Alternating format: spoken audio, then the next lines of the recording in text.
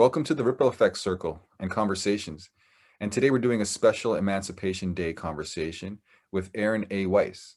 And Aaron is a PhD student with an interest in intergenerational trauma and how it passes biologically through descendants. And it's termed epigenetic inheritance.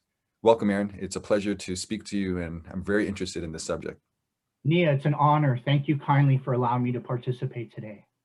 So for our viewers and for us, can you tell me what is epigenetic inheritance? Of course, it speaks to the idea, in kind of a simplistic way, it speaks to the idea that trauma can leave a chemical mark on the receiver's genes, which is then passed on to their offsprings. So basically, it's the biological transmission of trauma from the receiver to their subsequent offsprings.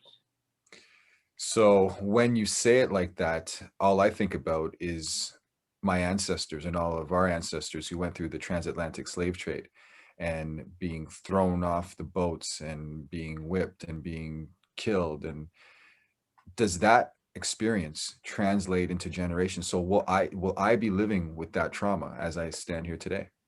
Yeah, the research is a little gray in that respect, but what it does show is there is a correlation between those type of experiences and that being embedded within the offspring, within their offspring. So more likely than not, yes, I think it speaks to the experience of Black Canadians and Indigenous Canadians in a very specific way. What's coming to mind, and I don't want to forget it, what's coming to mind is in the Afro-Caribbean community, there seems to be this fear of water. And I know a lot of people who will not swim or who do not like to swim. And my example of the boat, I just realized, okay, again, the connection, and I've thought about this before. Um, does fear play a part in the way we behave in this epigenetic inheritance that you've studied and speak about? Well, fear in a broad sense, because two of the most common expressions of epigenetic inheritance are general anxiety disorder and PTSD, post-traumatic stress disorder. So within those two disorders, I think fear has been shown to be quite prevalent, specifically in general anxiety disorder. For instance, when I had the privilege of volunteering at the Alexandria Park Community Center, I saw what I consider to be some expressions of general anxiety disorder. There was a young man who was working two jobs and would go back and forth from home to his respective jobs. And each time he would be confronted by the police and searched. And consequently, it appeared that he had a lot of the expressions of general anxiety disorder. So I suspect when it comes to interactions with the police, interactions with authority figures, that there's going to be a lot of incidents of general anxiety disorder. And I'm wondering, in lieu of your experience within the community and all of your work, have you seen that to be prevalent? I see a general distrust for the police, and I think a lot of that has to do with the experience, what people have seen their brothers or sisters go through, what their parents have gone through. But I find there's some automatic reaction to people telling people in the community what to do. I think there's an authoritarian rules structure. There's an automatic defiance to that. And I can't help but think, is the centuries of our ancestors forced to do labor for extensive periods of time and always having the threat of death or violence over us put us into a position where any type of structure is almost something that we don't want to be a part of. We don't want to be told what to do. We don't want to arrive on at 9 a.m. on the dot or things like that. Like I can't help but wonder if that plays into it. And I can tell you, me personally, I've always grown up and I've been a fairly polite guy. And sometimes I think I'm over polite. And I've had friends in the past say, why are you, being so nice, or why are you sharing everything? And honestly, in the back of my mind, I think, what if my ancestry had experienced certain periods of slavery where we are serving the master, right? And we know in order to survive and in order to prevent our family members from being hurt or killed or sold, we have to be in our best behavior. And I wonder if there's a part of that in us. So I'm curious to see that. But to your question of seeing it, I see behaviors that I don't think are really productive. And I think, I hate to say these things, but something like having a lot of children, right? A lot of men in our community have multiple children with multiple women, but don't seem to be present. And there's one thing, if you can take care of your families, that's commendable. But when you abandon them and are not there and will put your own self-interest over your families, to me, that's not a normal human behavior. And I think that's something that's learned. Now, I can really correlate that with the physical evidence of observing people being sold, and then observing your dad have multiple children, and then you think, okay, my dad wasn't there for me, so I'm going to have multiple children all over the place. But I really want to know the connection with the ingrained behavior as opposed to the learned behavior. Well, I think it speaks to me about that issue of, I think we need to contextualize it in terms of the legacy of the experience of Black Canadians and Indigenous Canadians, even on a national level, although we're not taught this often enough within the educational system. You have spoken about this, Africville. So there's an example within on Canadian soil that has existed, that has perpetuated this type of trauma. And I think, without having data in front of me, I think deductive logic would suggest that people that were born and lived in that type of environment, that would definitely speak to the idea of trauma being embedded in their genes and passed on through their offspring. And I think that's one aspect that isn't talked about enough in the context of Black people, African Canadians, and trauma, is their experience with trauma. It's almost as if there's a degree of inherently being set up to fail biologically. And then when that intersects with environmental trauma, whether it be institutional racism, experiences in the workplace, just having the fear to get out and go visit someone, drive your car, which is not something that I can relate to, but something I've definitely been told and have tried to understand what it must be like to just be concerned about getting in a car and going to visit a friend. So I think the legacy of that trauma needs to be understood, just like in the context of Indigenous people and the reductive representations of Indigenous people. And if people don't have a lot of interaction or experience, they might reduce them to, quote, the drunken Indian. But what they need to understand is, from a historical and an epigenetic point of view, they have been programmed for failure. And what I mean about this, and you could certainly speak to this, is it dates back to early interactions with settlers, which more appropriately could be called invaders, and Indigenous people, when they were trading them, quote unquote, alcohol. After the first sip, what they would do is they would replace it with tobacco and poison. So when you provide that to any person, independent of their race, religion, ethnicity, clearly there's going to be a physical response to that. And consequently, they're going to maybe act in a way that is seen as crazy, because anyone who drinks poison will react that way. But consequently, they've been labeled as such without people understanding the history of how they were infected with the disease of alcoholism when it wasn't even alcohol. So these are the kinds of history that we need to incorporate into our understanding of the challenges that people face. It's just not so simplistic as people would like to believe when they say, well, why can't this person get over it? Or why doesn't this person have a job? Or why doesn't this person have a degree of distrust? When it's embedded in your genes and you inherit that and you're born traumatized, then you're disadvantaged. And what I would like to see is policies and procedures in place to address this, because when you look at the Black experience, the Jewish experience, the Indigenous experience, the Muslim experience, and you see what's transpiring worldwide, we're potentially dealing with a mental health epidemic in the billions.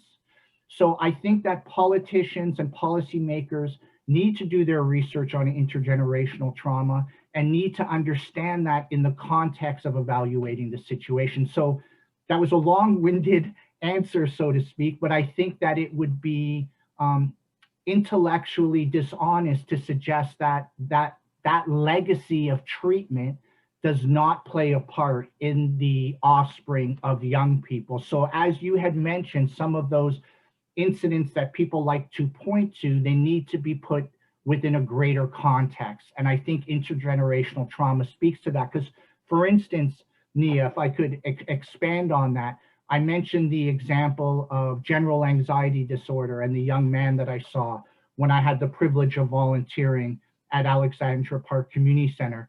Another example was PTSD.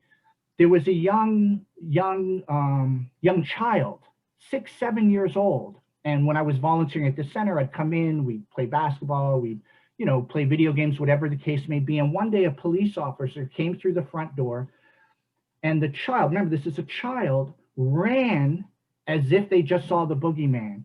And why that was is the child had a previous experience with police, in that police had, stormed into the house and had mistreated some of the members of the family in the pursuit of doing their job. So consequently, there was that association made that police are dangerous, that police provide a threat. And witnessing a 6, 7-year-old child so fearful really left an imprint on me. So I'm glad that we're having this conversation, and I can share at least some of the things that I've witnessed that I think speak to this intersection between intergenerational trauma and some of the challenges facing many communities. What I'm really interested in is, how does it work? And I know your study, you had a case study. Can you share with us your case study to explain how these trauma is transmitted from generation to generation? Certainly. So what I did is I wrote a paper on epigenetic inheritance, which is the biological transmission. So the case study, it started off with kind of a research paper on epigenetic inheritance, just explaining some of the history behind it, some of the new evolutions in the theory. But really the focal point was the two most common expressions of epigenetic inheritance that people can inherit, which is what I mentioned previously, general anxiety and PTSD. So I think those are two of the markers that we see most prevalent with respect to epigenetic inheritance. But what they did show and what they did propose is there are interventions. And this is one of the things I want to raise with you, because in my time volunteering at the center, what I learned was it's not really a center, it's a site of extended family. So when you walk in, and I noticed some people that were new to the center would tend to walk in and not say hello to the people that were there and go directly to the executive director. But what they fail to comprehend is that you're walking into someone's home. So really, another thing I've learned, Knia, although I've done this research, some of my best knowledge, or the important knowledge that I've gathered, has been a result of volunteering at the center and applying this principle. And excuse my language for a moment. And it boils down to this idea of shut up and listen. Because when I volunteered at the center, what I realized is they didn't need people like me coming in and projecting what we feel needs to be done and our idea of solutions. What they really needed was the resources. And I think that's what this discussion brings into focus, is we need additional resources for intergenerational trauma. And then when that intersects with environmental trauma, what's going on right now, Knia, in terms of isolation, alienation, what impact is that having on mental health? And when it operates in concert with biological trauma, I think that has to wield a new approach. So in terms of interventions, going back to that for a moment, one thing that the research exhibited is that there is interventions into epigenetic inheritance. And one of them is cross-fostering and cross-nurturing. And going back to the idea of the community center as family, I'm wondering, how can we do more and engage policymakers and so forth to do more to support community centers, because I'm wondering if you see the opportunity as I do, that it serves as an intervention in terms of PTSD and GAD by providing that cross-fostering, cross-nurturing, the love, the family support system, the communal system. And I'm wondering if that's an area that we can really encourage or advocate for increased support to help mediate some of those effects. And I'm wondering what your thoughts are on that.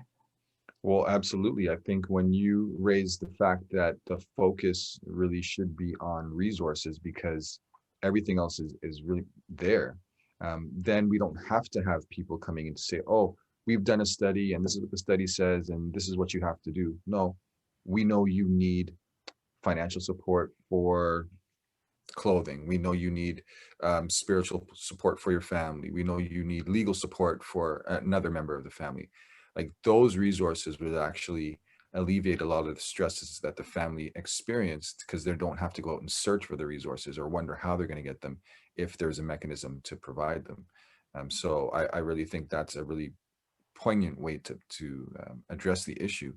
But I'm still really curious about your case study, and I know it has to do with a Holocaust survivor and how that inheritance of PTSD and GAD, general anxiety disorder, transmitted.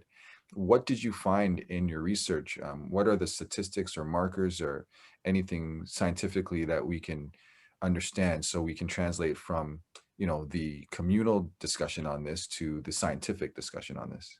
Yeah, that's a great question. It's still an evolving science, so the data is continuously coming in, but there definitely seemed to be a correlation. For instance, I found this interesting in terms of eating disorders. There seemed to be a correlation between people that were reared in, let's say, a darkened environment for an extended period of time, let's say in a war type environment, that there was a correlation between that and eating disorders. But as I just take a quick peek at some of the notes that I have in terms of GAD and PTSD, I think it's important. May I just very briefly go over GAD and PTSD, just Yeah, of to course. kind of inform the discussion a little bit? Yes, So please. GAD is characterized by chronic excessive worry about a number of topics. So that's kind of a general definition for GAD. And people that have symptoms of general anxiety tend to always expect disaster or worry about health, money, work, or school. And then some of the examples of GAD that people may want to familiarize themselves with is feeling restless, keyed up, or on edge, feeling tired frequently, difficulty concentrating, irritability, and difficulty falling or staying asleep. So those are some of the examples of general anxiety disorder. So for instance, and then I'm just going to go over PTSD very briefly, and then I'll put that into conversation with some of the findings, if that's okay. So with respect to PTSD, again, just referring to my notes because I want to be very specific with my language, is an anxiety disorder that can occur after a person has been through a traumatic event. And again, some signs and symptoms are having recurring nightmares, which was something that I found quite prevalent in the case study that I conducted. Acting or feeling through the traumatic events, where acting and feeling as if they were happening again, what they call a flashback. Being physically responsive, such as experiencing a surge in heart rate or sweating, stuff of that nature, feeling more irritable or outburst. And what they're saying that some of the interventions, there's a lot of the research is pointing to talk therapy actually as one solution, because I tend to want to deviate away from pharmaceutical drugs. So I look for solutions beyond that. And another type of therapy that is associated with these type of disorders, actually with both of them, is cognitive behavior therapy. So that seems to be another kind of intervention. Now, with respect to your specific question, what did I notice? I noticed, first of all, there's something that is encouraging, which is it seems to lessen with the generations. Now, my case study, the findings can't be generalized in a way that it could apply to any situation. But within the context of my study, what I did find is over the second and third generation, the effects tended to lessen as long as there were interventions like cross fostering and cross nurturing. But the impact is substantial. You're seeing increase in divorce, family breakups, mental health issues, addiction. All of those are kind of classic features that were found in the participants of the case study. So when you take that into consideration, you'll again, this was done on a Holocaust survivor, but this work speaks to anyone who has experienced trauma, whether it be wartime. I mean, when you talk about genocide and war, that conversation naturally includes the Black experience, the Indigenous experience. So I think that as there is more research in this field, I think that the findings definitely cross over and speak to a larger issue. So again, just to recap, there were definite issues with respect to divorce. Almost all of the participants in the generation after the receiver, so the first generation of offspring, almost all the participants were divorced. They had issues revolving around trust. They had issues formulating long-term relationships. They had issues with financial literacy because so much of their evolution was disrupted by this biological component. Now, if you take into consideration the biological aspect of epigenetic inheritance, and then you put it into discussion with the environmental circumstances, I mean, with Indigenous people, lack of running water, I mean, there's so many incidents and issues with respect to the treatment of Indigenous people once they exit the womb. So when you look at those two factors, biological and environmental factors, we have to address the fact that we have basically set up our Black brothers and Indigenous brothers and sisters for failure. And there needs to be interventions to dismantle that. I want to see how you can apply this example to what you just spoke about. When I look at the indigenous and African descendant populations, I notice that there is a extremely disproportionately high rate of suicide amongst indigenous people, especially indigenous youth. And then within the African descendant community, there's a disproportionate amount of violence between each other in the community that results in death. Now, all communities have violence, and I don't believe Black on Black crime is a phenomenon any different from white on white crime or Chinese on Chinese crime, because every community commits crimes within their own at a higher rate because of their proximity. But the fact that a young Black man is willing to, unfortunately, lose his life or risk his life by engaging in behaviors that will end their lives, such as carrying a firearm, shooting at someone, getting shot.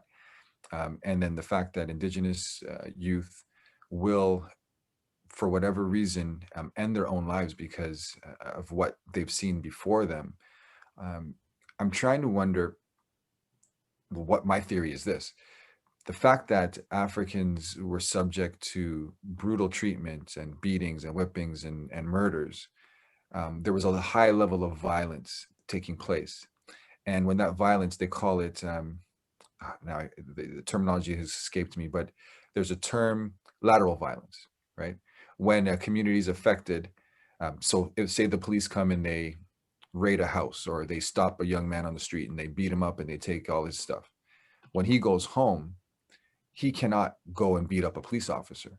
So what he does is he either may take that out on his brother, on his mother, or when he goes to school, he takes it out on someone at school. That lateral violence occurs. So I believe that there might be some connection with why the community is easier to harm each other than it is to harm anybody else. And then with indigenous people, I think the despair, being pushed out of your natural environments, not having the running water such as the rivers and the lakes that they were occupying, and the ability to hunt and sustain themselves, now dependent on another system, that hopelessness and despair is like, what is this worth? This is worth nothing. And I think I'm having a feeling those may be the reasons. Now, is there any legitimacy to what I'm saying or analyzing, and how does that apply to what you've researched or understood as to how the trauma is transmitted? Well, great question. The fact that the science shows a correlation between the trauma experienced by the receiver and their offspring, I think makes that almost a rhetorical question. How can there not be a correlation? For instance, residential schools, which have poisoned indigenous people for generations, where they were taught that they were savages and they were beaten for speaking their language, and now we're digging up dead children. I don't understand how we have an inability to understand causality, cause and effect. Certainly, if people are traumatized in such a form or fashion, and that's one of the things that I've seen in the research, is it's gonna be expressed through their offspring. And I think what this brings into focus is the need for a compassionate instead of a judgmental approach. And I think Yeah. the more knowledgeable we are, hopefully it will breed empathy, because far too often we point our finger at people in a judgmental way as if it's a choice. But what if we alter or reorient our way of thinking and we say, no, it's not a choice? Because if it were a choice, how many people would logically make said choices? There's something else going on. So I think what we need to do is stop pointing our finger, stop judging, and start understanding where people are coming from and what they're faced with. And if we can change the subject somewhat to reflect intergenerational trauma and epigenetic inheritance, then I think one important thing, Knia, that really excites me is people can start being a lot kinder to themselves and a lot more understanding to themselves, where they'll see some of these behaviors. At the end of the day, yes, we can do things to help mediate them and we can take certain steps, but people need to understand from the outside that these aren't choices necessarily people are making. These are choices they've been set up to make. And then for the victims experiencing this is to understand that they are victims and that this isn't a choice, it's a reflection of their experience. And I'd like to see the conversation change to some degree to reflect that. Because when you look at the role of slavery and you look at the role of genocide and you look at the displacement of people and cultural genocide in terms of their culture, maybe instead of pointing our finger, we need to say, okay, well, what would be the residual effect of that on anybody? So I think this opens up the conversation, Knia, to beyond people who have maybe even inherited the trauma associated with slavery and with Africville. And let's open up the discussion to include people who have been subjected to police violence, to institutional racism, stuff of that nature. I think that epigenetic inheritance would also include those kinds of dynamics. However, because it's a new science that's evolving, at this point, to be candid with you, it seems to raise a lot more questions than it provides answers. But what it does do, Knia, is you know how there's always been this binary of nature versus nurture? Are we a byproduct of one or the other? And what epigenetic inheritance does is it challenges that idea and it shows that they're interdependent. So in a way, it starts with, if we look at the experiences of Indigenous people and Black people in Canada, epigenetic inheritance starts with the environmental component. So not just, but experiencing racism, discrimination, and hatred, that's traumatic. That's embedded in one's genes, and that is passed on to their offspring. So it's important to understand epigenetics in the epigenetic inheritance in that context. It's not just limited to the Holocaust and slavery and cultural genocide. It speaks to traumatic events of which Black and Indigenous Canadians are disproportionately experiencing compared to the rest of the population. And the data supports that, whether it's the fact that Black kids in the educational system are disproportionately suspended and expelled. I mean, this isn't conjecture. There's data to support all of this. So the question has to be at some point, instead of judging, do we want to work towards solutions? And that involves and includes stopping for a moment, pausing, and reflecting on these kinds of experiences. I mean, just from a humanistic point of view, we've all had challenges, certainly not to the degree that we're discussing with respect to Indigenous and Black people, but we've all had challenges, and certainly those have had an impact on us. So just think about it in that context. So yes, these things continue to be perpetuated, if you will. And when you look at those issues that, can be rather sensitive when it comes to issues related to family or abuse, then I think that that needs to be looked at through the lens of intergenerational trauma. Absolutely, absolutely. It brings me to this before we close. I am really, as a criminal defense lawyer, when I represent my clients, specifically those of African or Indigenous descent, I always, for African clients, descendant clients, I make a Gladue argument at the end of my submissions. And I tell the court that there's a parallel experience of oppression, systemic racism, genocide, colonialism that was inflicted upon Indigenous and African descendants at the same time.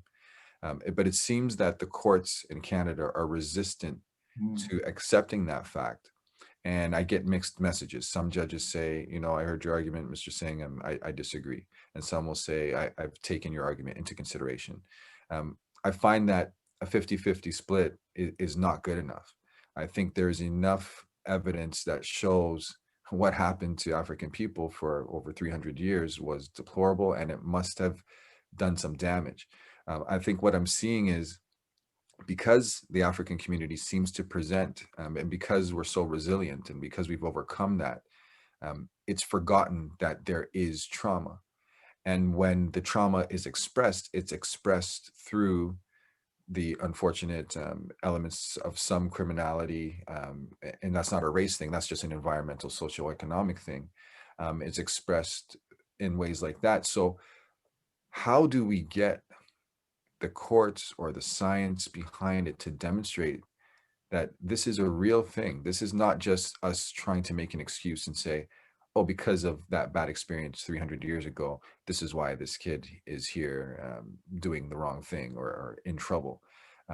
Do you have any recommendations? Because I know you're talking about solutions, and I think this conversation needs to progress as solution focused. So what do you suggest, or are there any ideas that can be put out in regards to how to demonstrate that in a court or to anybody anticipating or contemplating the idea? Well, that was not a softball, my friend. I'll say that. I, But it's a very important question, of course. And I think we need to start with expanding our studies. And I think they need to be inclusive of Indigenous and Black people. And we need to kind of bring that into the focus in the context of intergenerational trauma. And also, as this science continues to evolve, some of the stakeholders who are contributing to it are now being seen as experts. So what we need to do is perhaps bring some of these experts into the court to testify in terms of intergenerational and epigenetic inheritance. So I think what we need to do, one, is expand the studies, and we need to, unfortunately, credentialism is a big thing, whether it should or shouldn't be. So we need to make or engage with those people that have the credentials in this space, so their expertise can be utilized within the sphere of the legal system.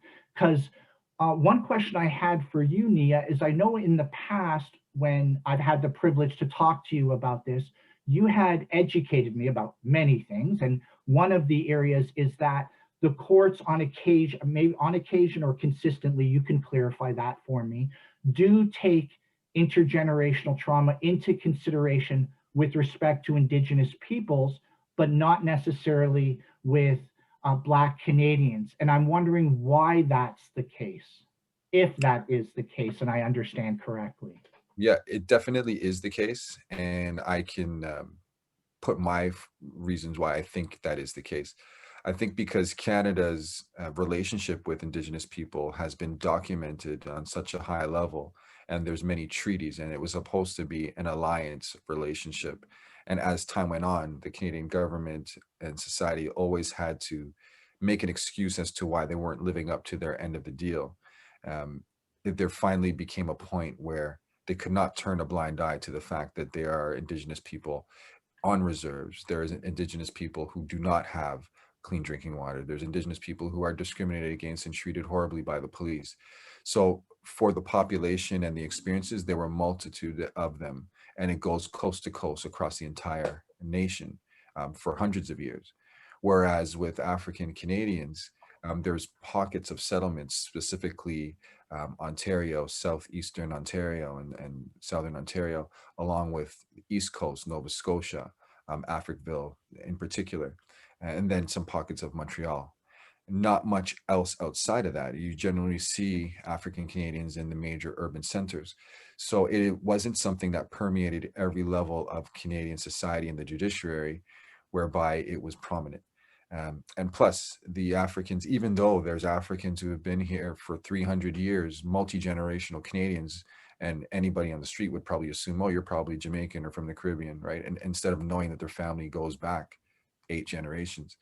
Um, that fact really divides the experience from the judiciary. And when you do not have actors such as a lot of judges being of African descent, not a lot of lawyers being of African descent, those arguments aren't made enough for it to permeate and be long lasting. And I think that is the reason why we haven't seen it accepted. But there's a huge underrepresentation of the African experience across the globe. So I wouldn't keep that only to Canada. When you go to the States, right?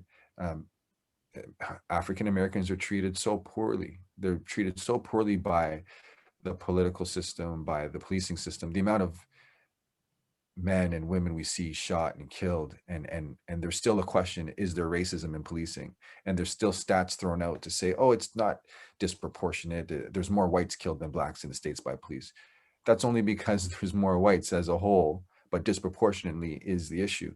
So I think there's been a disacknowledgement of the African experience, which plays into why we're not seeing it accepted in the judicial system. But there are two important cases, R. and Morris and R. and Jackson, that it was decided at the Superior Court with Justice Nakasutra.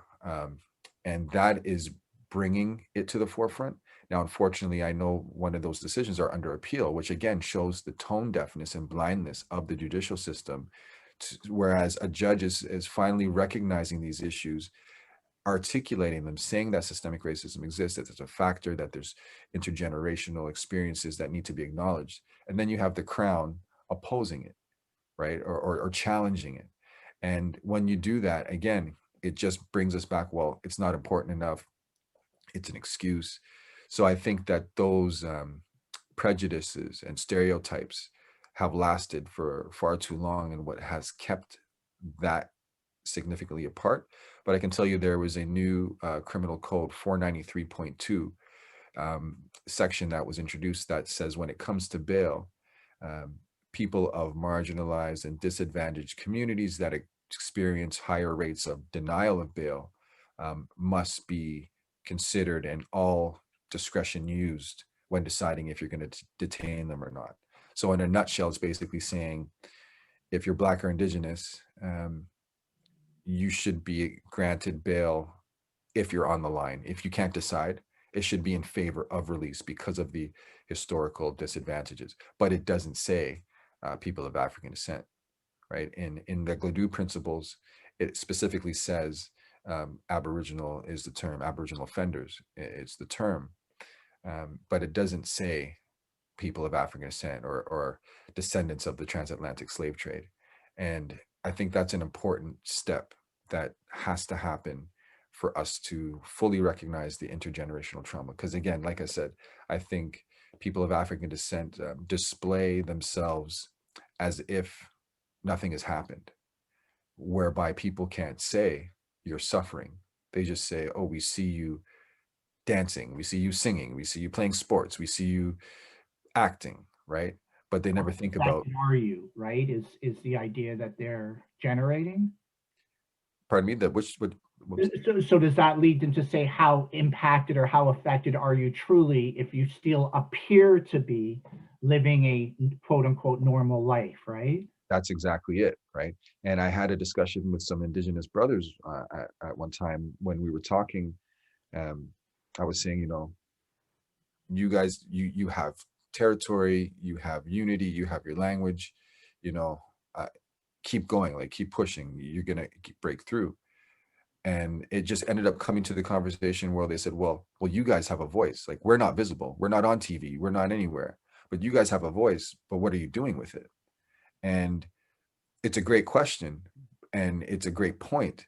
But when you really go deeper and think about why aren't we speaking up and doing things, everybody that speaks up gets killed, right? Martin Luther King, Malcolm X. There's a lot of African political leaders across the world. Whenever they strive for justice, they're targeted. Mumi Abu Jamal, the Black Panthers, who were doing great work in schools. Anytime we step outside of the yes, sir, yes, ma'am role, we know our box. We're not going to go over it. Anytime we step out of that, there seems to be a detrimental effect against us. So the appearance of success, I think, is a hindrance to the remedies. And that's a big issue. And I can say again, with Indigenous people in the community, what I hear is, oh, they don't pay taxes, which is not true. Oh, they waste all their money. The chiefs get all the money and nobody gets anything. But they don't really stop and look at how much land was taken. All the mineral resources that are on their land are usurped by the government, right? They're So constantly moved and repositioned. I apologize for yeah, cutting you off, no, please but do. also the issue of treaties. When people talk about how Indigenous people apparently don't pay tax, what they need to be confronted with is the fact that Canada hasn't honored its treaties. So Yes. and please go ahead, Knia. You just got me Yeah, stimulated no, on this your is great. This is discussion. what we're supposed to do. And Yeah, and just for our audience to know, um, Ontario is the only province where Indigenous people can separate the provincial sales tax from the GST and PST, how we used to have it, the harmonized sales tax, 13%. Indigenous people, when they purchase products, they can remove the 8%, but they still pay the 5%, right? And education is not free. It has to go through a band, and the band has only a certain amount of dollars, right? So these misconceptions of what's happening in both communities is a huge reason why that intergenerational trauma persists and exists. And then when you disconnect both communities from education, because when we're exposed to education, we're never in the history books, our history is not told properly.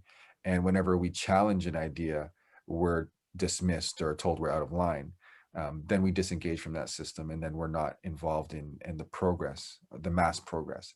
But again, the ripple effect circle conversations and all the initiatives from people like you, Aaron, and everyone that has joined the circle, I hope is really going to move the matters forward, because anyone who listens to this hopefully is going to be exposed to ideas they didn't really think about, and then take that action and push it forward. So we're really hoping for that ripple effect. But it's been great talking to you. I don't want to, I think we got to wrap up just now, but it's been at a least, pleasure. Knia, if I may, just very quickly, yes.